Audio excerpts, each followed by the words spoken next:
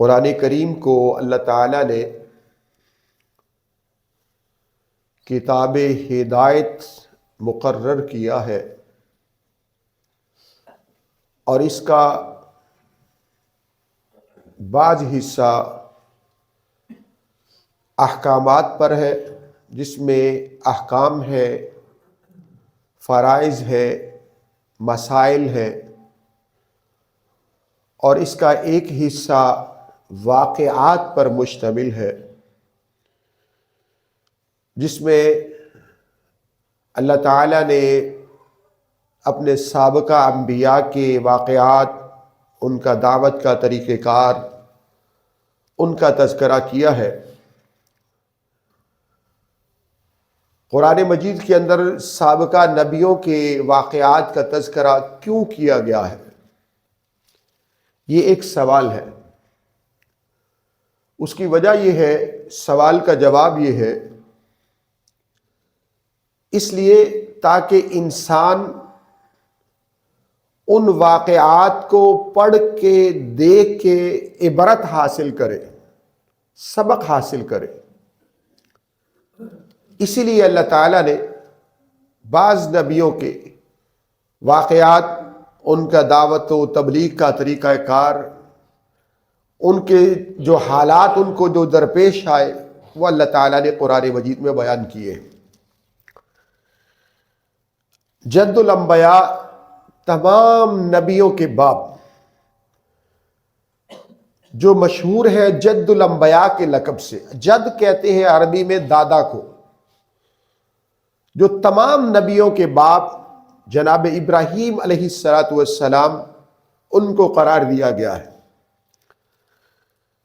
لاکھوں نبی، رسول اور پیغمبر اللہ تعالیٰ نے ابراہیم علیہ السلام کی نسل میں سے پیدا فرمائے، اور یہ ایسے اولو العزم پیغمبر ہے، ایسے نبی ہے، جتنی آزمائش انہوں نے کاٹی ہے، کسی نبی نے اتنی آزمائش نہیں کاٹی۔ آپ ایک ہجرت کی بات کو لے لیں تو جناب ابراہیم علیہ السلام کی جو ہجرت ہے وہ 50 سال پر مشتمل ہے۔ 50 سال مسلسل سفر ہجرت میں رہے۔ اتنی لمبی ہجرت کسی نبی نے نہیں کاٹی۔ اپنے شہر سے نکالے گئے، اور پھر اگلے شہر، پھر اگلے شہر، پھر اگلے شہر، جہاں جہاں کوئی انسان بستا نظر آتا، زندہ انسان موجود ہونے کا گمان ہوتا، تو اللہ کے نبی ابراہیم علیہ السلام اس کی طرف سفر کرتے، ان لوگوں کی طرف سفر کرتے تاکہ ان کو ہدایت کا پیغام دیا جا سکے۔ تو جناب ابراہیم علیہ السلام کا جو سفر ہجرت ہے وہ 50 سال پر محیط ہے، اور اتنا لمبا سفر کسی اور نبی نے نہیں کیا۔ جتنے بھی انبیاء آئے ہیں، عیسیٰ علیہ السلام، موسیٰ علیہ السلام، یحییٰ علیہ السلام، زکریا علیہ السلام، جتنے بھی اللہ کے نبی آئے ہیں، یہ سارے کے سارے ابراہیم علیہ السلام کی اولاد میں سے ہیں۔ فلسطین کے اندر ان کی قبر مبارک ہے، الخلیل شہر ہے وہاں پر، جو آج کل اسرائیل نے جس پر قبضہ کیا ہوا ہے، وہاں پر ان کی قبر مبارک ہے۔ جناب ابراہیم علیہ السلام، قرآن کریم نے ان کا بے بہا تذکرہ کیا ہے، اور آقا علیہ السلام جناب محمد رسول اللہ فرمایا کرتے تھے کہ میں اپنے باپ ابراہیم کا دین لے کر آیا ہوں، اسی دین کا احیاء، اسی کا پرچار، اسی کی نشات ثانیہ میں لے کر آیا ہوں، اور اسی کا پرچار کرتا ہوں۔ سورہ مریم کے اندر اللہ تعالیٰ نے جناب ابراہیم علیہ السلام کا تذکرہ کیا ہے۔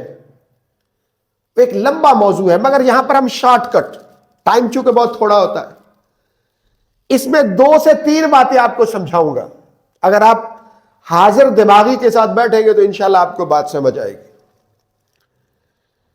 وَاذْكُرْ فِي الْكِتَابِ إِبْرَاهِيمَ إِنَّهُ كَانَ صِدِّيقًا نَبِيًّا۔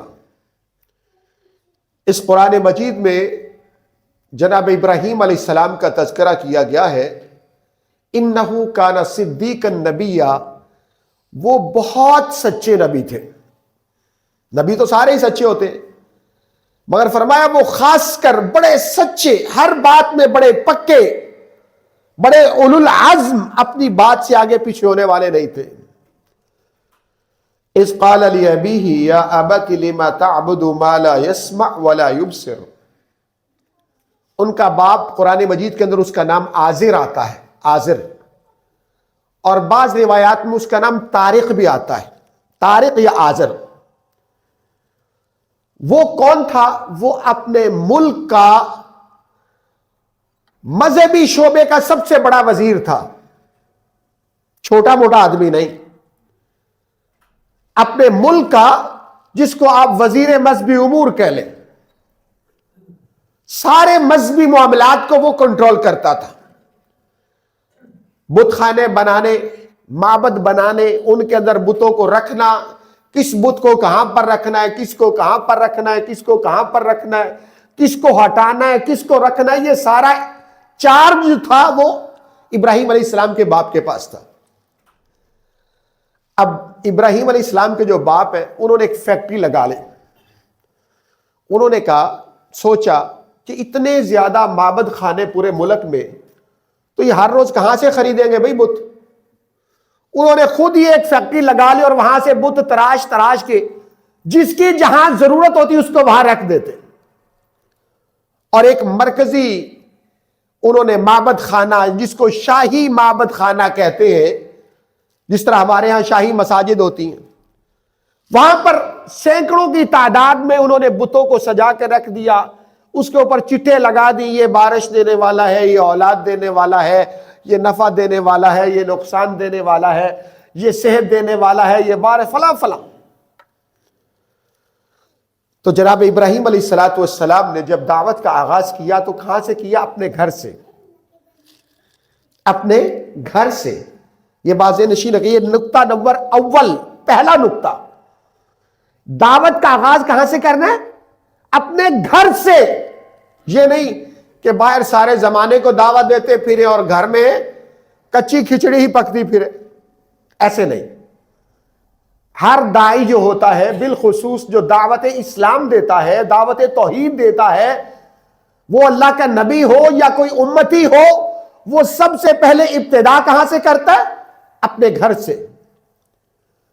جناب ابراہیم علیہ السلام نے اپنے باپ سے کہا، اے ابا جان، اور بڑے ادب کے ساتھ. یا ابتی، یہ جہاں بھی قرآن میں آئے گا اس کا معنی ہوگا انتہائی ادب.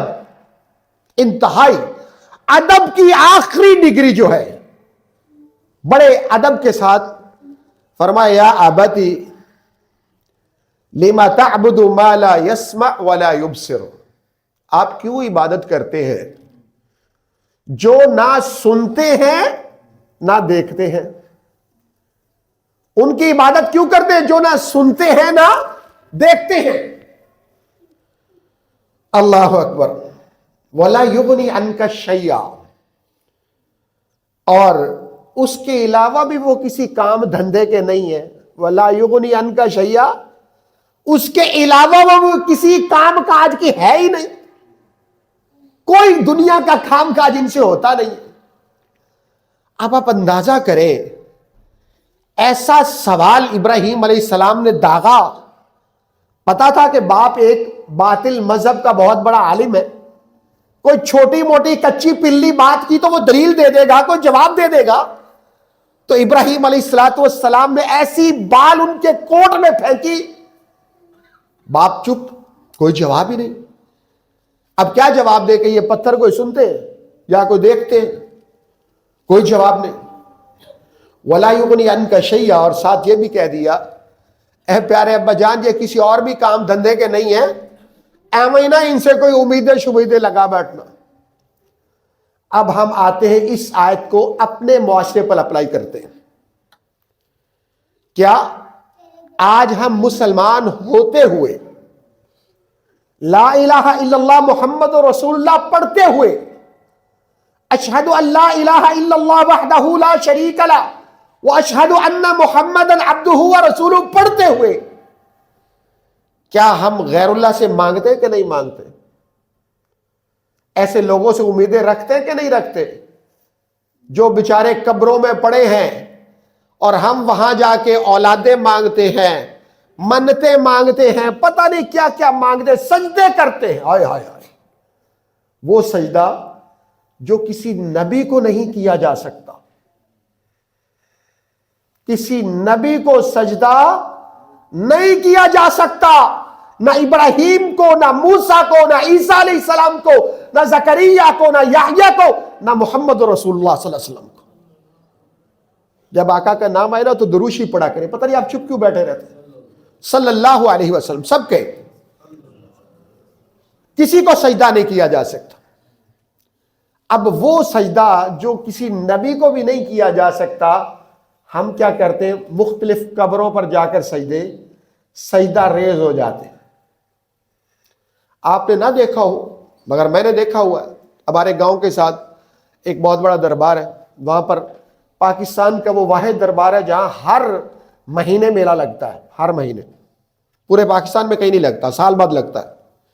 میں خود اپنی آنکھوں سے میں نے دیکھا کہ وہاں لوگ طواف بھی کرتے، قبر کا طواف بھی کرتے، جس طرح بیت اللہ میں طواف کرتے، 7 چکر لگاتے، سجدے میں پڑ جاتے، منتیں مانگتے، مرادیں مانگتے، اور اس کے باوجود سینہ چوڑا کر کے یہ بھی کہتے لا الہ الا اللہ محمد رسول اللہ۔ اللہ دی قسم میں مسلمان ہوں، پکا مسلمان ہوں، اشہد ان لا الہ الا اللہ وحدہ لا شریک لہ واشہد ان محمدا عبدہ ورسولہ۔ امام کائنات صلی اللہ علیہ وسلم کے پاس ایک صحابی آئے اور آ کر کہتے یا رسول اللہ صلی اللہ علیہ وسلم، آقا میں نے ایک منت مانی تھی، فلاں جگہ پر میں جا کر کوئی جانور ذبح کروں گا، کوئی بکرا دوں گا، کوئی چھترا ذبح کروں گا، کوئی دمبا ذبح کروں گا، تو آقا کیا میں اپنی اس نظر کو، اس منت کو وہاں جا کر پورا کر سکتا ہوں؟ تو آقا علیہ السلام نے سوال پتہ کیا کیا؟ فرمایا زمانہ جاہلیت میں وہاں پر کوئی میلہ ٹھیلا تو نہیں لگتا تھا؟ اسی درخت کے نیچے، اسی جگہ پر کیوں منت تم نے مان لی بھائی؟ انہوں نے کہا نہیں یا رسول اللہ، وہاں پر کچھ بھی نہیں ہوتا تھا، کوئی چیز نہیں، کوئی میلہ ٹھیلا، کوئی قبر، کوئی اس طرح کی چیز نہیں تھی، بس میں نے ویسے ہی مان لی۔ فرمایا ہاں اگر کوئی ایسی بات نہیں ہے تو پھر ٹھیک ہے، تم پوری کر لو۔ اندازہ کیجئے، آپ پہلے فوراً بھی کہہ سکتے تھے کہ جاؤ بھائی بکرا وہاں پر ذبح کر لو، فوراً کہہ سکتے تھے نا، مگر آپ نے نہیں کہا، آپ نے اس سے صفائی لی، اس سے دریافت کیا، پوچھا، اور صحابی نے پھر صفائی دی، پھر آپ نے اجازت دی۔ معلوم کیا ہوا کہ اسلام کے اندر جتنا پہرا توحید پر ہے اور کسی چیز پر نہیں، توحید پر پہرا۔ اور یہ بات نشین رکھیں، ہم ساری زندگی نمازیں پڑھتے رہے، روزے رکھتے رہے، حج کرتے رہے، اگر ہمارا عقیدہ پختہ نہیں، ہماری کوئی ایفرٹ ہی وہ قبول نہیں ہے، کوئی کوشش، چاہے وہ نماز کی کوشش ہے، روزوں کی کوشش ہے، حج کی کوشش ہے، کسی اور دینی کام کی کوشش ہے، کوئی صدقے کی کوشش ہے، کچھ بھی ہے، وہ رائے گاہ ہے، اس کا کوئی فائدہ نہیں۔ عبادت چاہے تھوڑی ہو مگر ہو ایک اللہ کے لیے، خالص ایک اللہ کے لیے۔ ایک صحابی آتے ہیں، عرابی کہتے ہیں دیہاتی پینڈو آدمی، اور ہمارا مائنڈ یہ ہے کہ جو پینڈو ہوتے ہیں نا ان کے پاس عقل ذرا تھوڑی ہوتی ہے، کیونکہ وہ ذرا پیسے کم گننا جانتے ہوتے، تو شہری ذرا زیادہ پیسے گن لیتے۔ وہ ایک شخص آ کر کہتا ہے یا رسول اللہ میں چرواہا ہوں، میرے پاس مال ہے، ڈنگر، بکریاں، بھیڑ، جانور، تو میرے پاس ٹائم ذرا کم ہوتا ہے، مگر میں آپ سے ایک وعدہ کرتا ہوں۔ فرمایا کیا وعدہ؟ کہنے لگا یا رسول اللہ فرض نماز پڑھوں گا، اس کے علاوہ سنتیں وغیرہ وہ مجھ سے نہیں پڑھی جاتی۔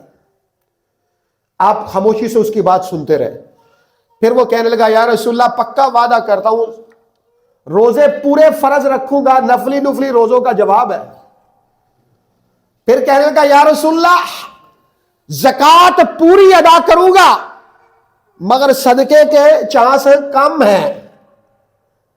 فرض نماز پوری پوری پڑھوں گا، نفل نہیں پڑھوں گا، کرتا رہا اپنی ساری باتیں، وعدے کرتا رہا، اور اسی طرح وعدہ کر کے گھوڑے پر سوار ہو گیا، جانے لگا۔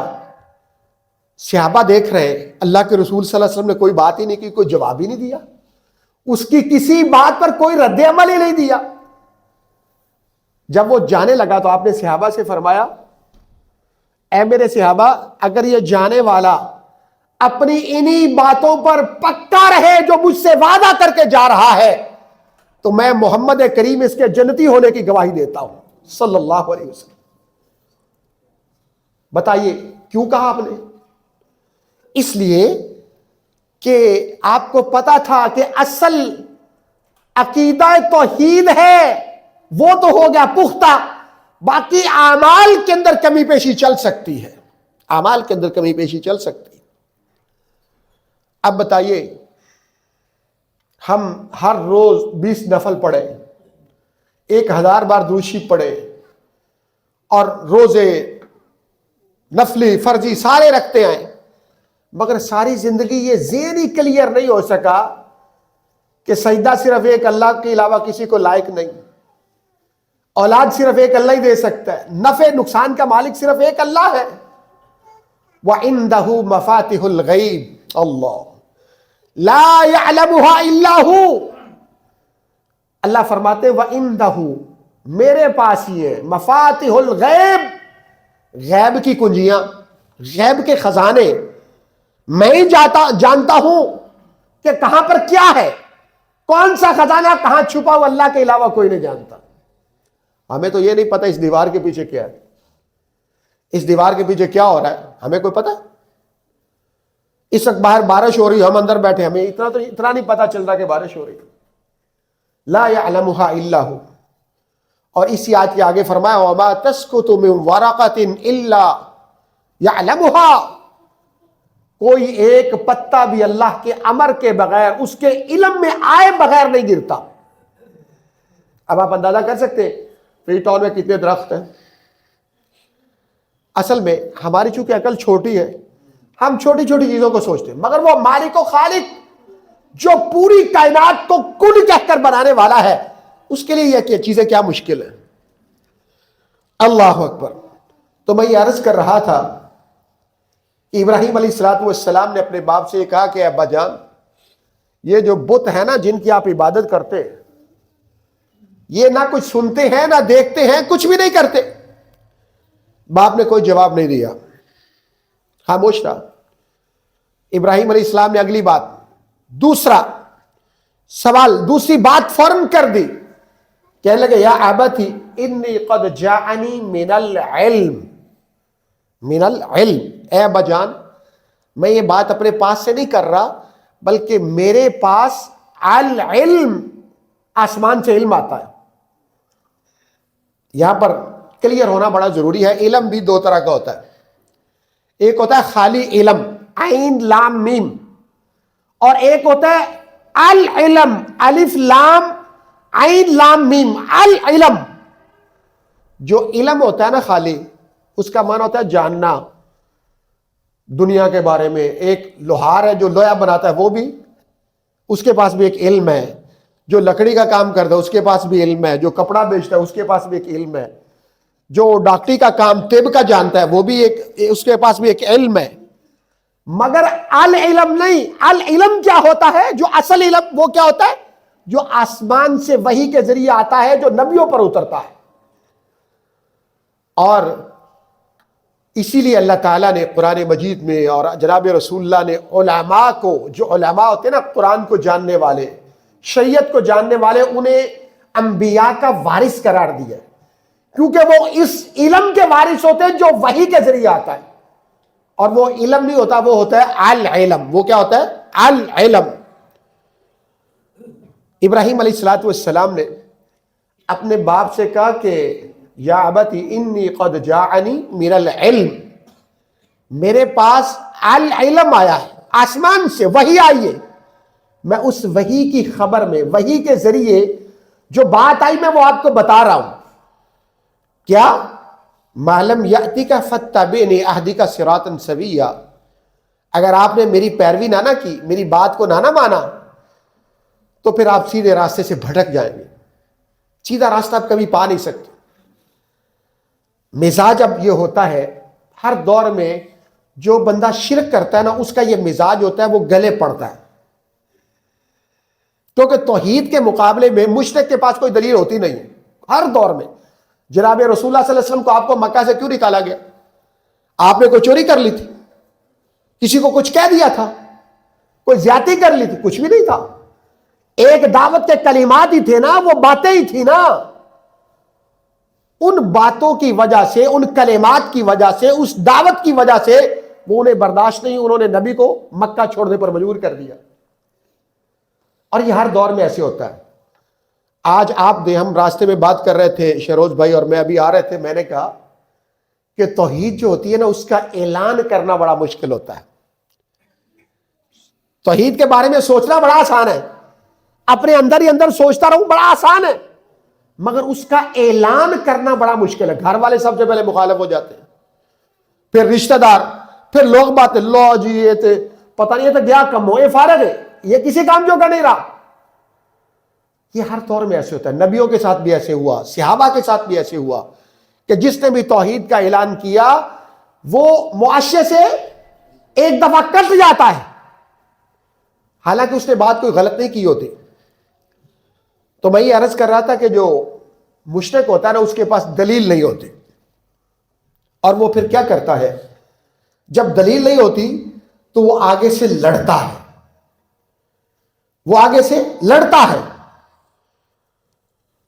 جس طرح ابراہیم علیہ السلام کے والد آگے سے جب بات کوئی نہ بنی تو بیٹا تھا میدان میں آ گئے، لڑنے لگے، مارنے پہ اتر آئے، ہاں کہنے لگے اے ابراہیم اگر تو باز نہ آیا لَإِن لَمْ تَنْتَهِ، اللہ قرآن نے کیسی تصویر کھینچی ہے، لَإِن لَمْ تَنْتَهِ، اے ابراہیم اگر تو باز نہیں آیا لَأَرْجُمَنَّكَ، اللہ کتنی سخت سزا سنائی، فرمایا پتھر مار مار کر تجھے مار دوں گا، لَأَرْجُمَنَّكَ وَاحْجُرْنِي مَلِيًّا، تجھے پتھر مار مار کر مار دوں گا اگر تو یہ دعوت توحید دینے سے باز نہیں آیا تو ابراہیم علیہ السلام باز آئے نہیں۔ انہوں نے کہا جس طرح جناب رسول اللہ صلی اللہ علیہ وسلم کو اہل مکہ نے کہا کہ بس آپ یہ دعوت دینی چھوڑ دیں، ذرا ہاتھ ہلکا کر لیں، ہاں تو ہم آپ کو مکہ کی بادشاہی دے دیں گے، اچھا رشتہ دے دیں گے، سارے مکے کی دولت آپ کے قدموں میں ڈھیر کر دیں گے، مگر یہ ہمارے بتوں شتوں کو کچھ نہ کہے۔ تو آقا علیہ الصلوۃ جناب ابو طالب نے آپ سے ریکویسٹ بھی کی، اور آپ صلی اللہ علیہ وسلم نے فرمایا اے چچا جان، اگر آپ میرے ایک ہاتھ پر سورج رکھ دے، ایک پر چاند رکھ دے، میں پھر بھی اس دعوت سے باز آنے والا نہیں ہوں، اس لیے یہ بات نشین رکھیں۔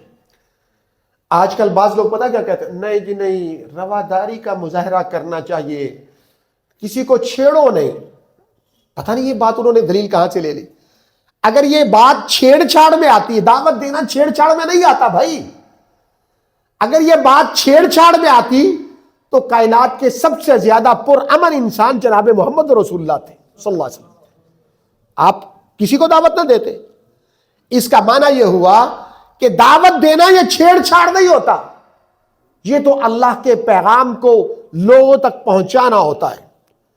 اور پیغام کیا ہے؟ بلغوا انی ولو آیا، اگر تمہارے پاس ایک آیت بھی، ایک بات بھی، ایک حکم بھی پہنچ چکا ہے تو وہ حکم آگے پہنچاؤ۔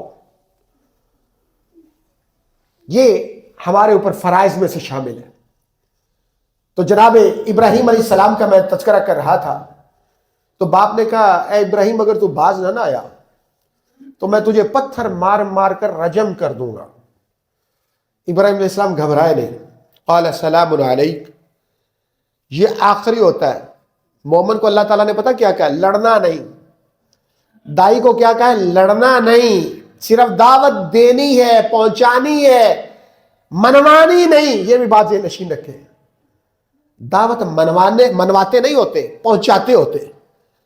ابراہیم علیہ السلام نے دعوت پہنچائی، لڑے نہیں۔ جب باپ زیادہ سختی کرنے لگے تو کہنے لگے قال السلام، بابا جی سلام ہوئے میں تو پھر چلنا. ہاں قال السلام, ساڑھا توڑا سلام ہے آج تو بعد پکا پکا. اس کا معنی کیا ہوتا ہے؟ آج کے بعد میں اور آپ نہ ملے, ہم جا رہے. قال السلام علی ساستغفر لک ربی.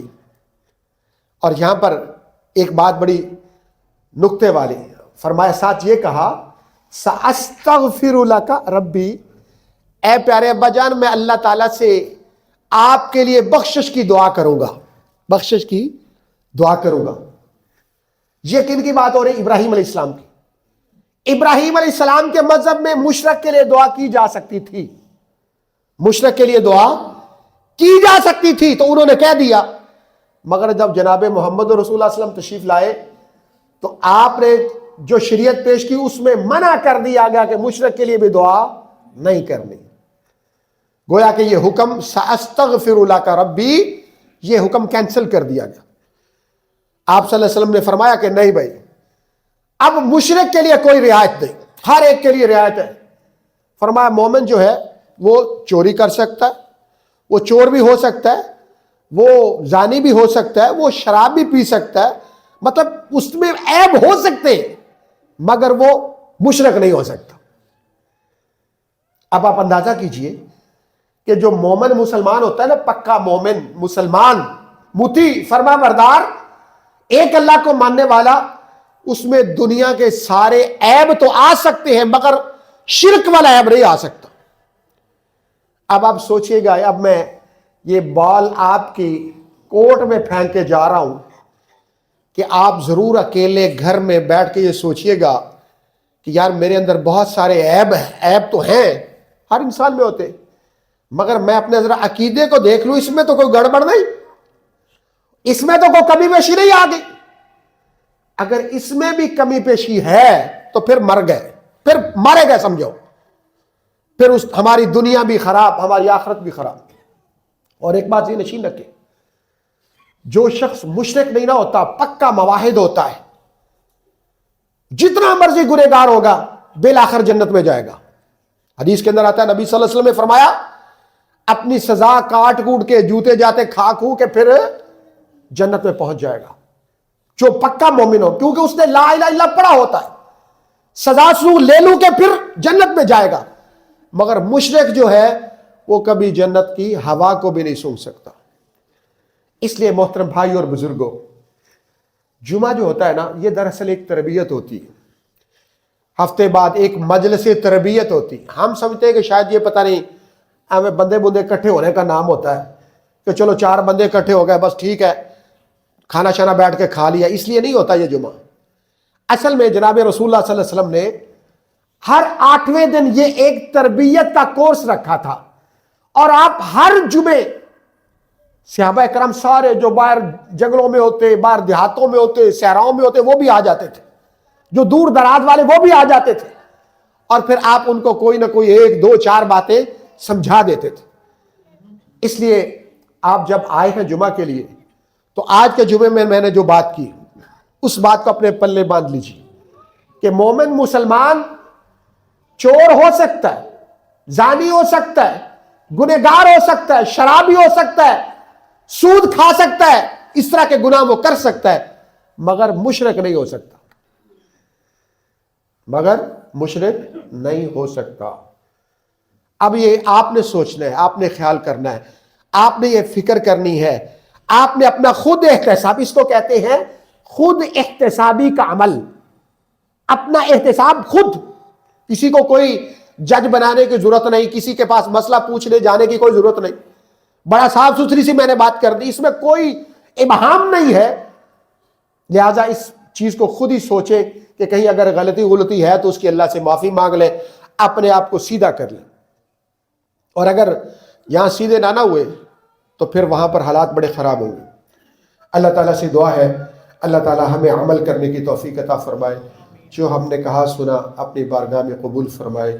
وما علینا الا البلاغ المبین.